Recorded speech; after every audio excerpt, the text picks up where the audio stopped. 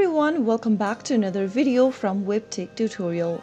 In today's episode, I'm going to be showing you how to log into your Varo online banking account. So without wasting much of our time, let's dive into the video.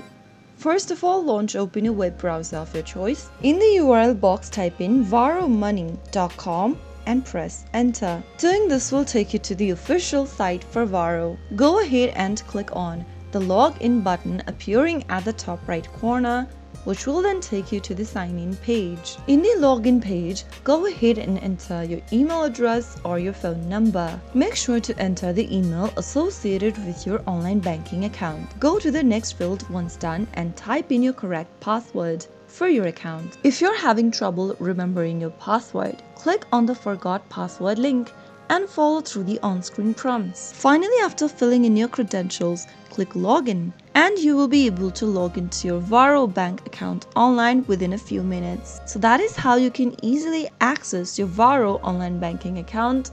If you found the video to be helpful, go ahead and give us a thumbs up. Don't forget to subscribe to our channel by hitting the subscribe button. Also press on the bell icon so that you'll never miss another upcoming upload from us. I will see you again in the next video. Goodbye till then.